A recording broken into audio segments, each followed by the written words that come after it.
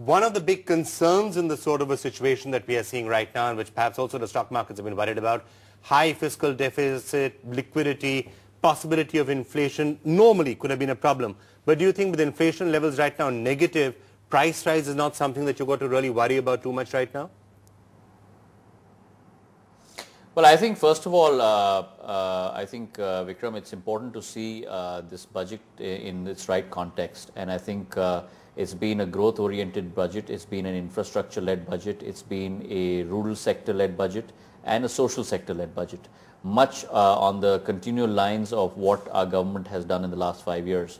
I think a lot of important aspects have not been gleaned in terms of the indications that have been given in this budget.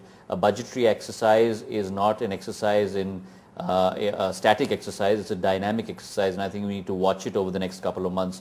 But clearly the signals that the finance minister send with regard to disinvestment, with regard to ensuring that you look at oil price decontrol, with regard to ensuring that subsidy, the way it is now, has to be relooked at so that you transfer pricing mechanism directly in the hands of consumers.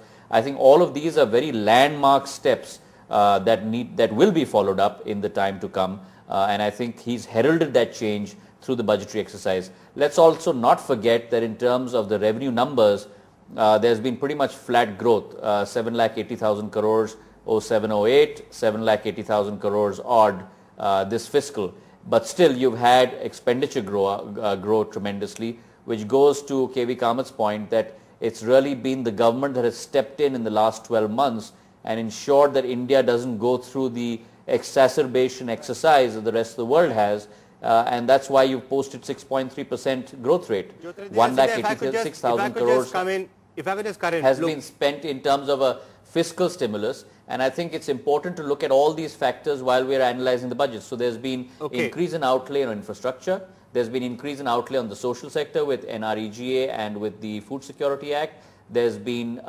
reform measures that have been undertaken. Those measures, so it's an all-round all-round just been announced right now and signaled, they haven't actually been implemented.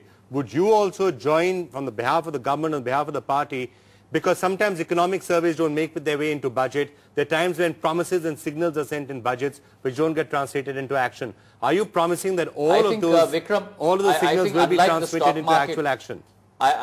I think, Vikram, unlike the stock market where past performance is not an indicator of what happens in the future, and I think a reflection of that is what you've seen today, but I think with this government, past performance is an indicator of what happens in the future. And we have, as you've seen yourself, completed close to 85 to 90% of what we promised in our last common minimum program and our last statement, and I'm sure we'll do the same with this budget statement.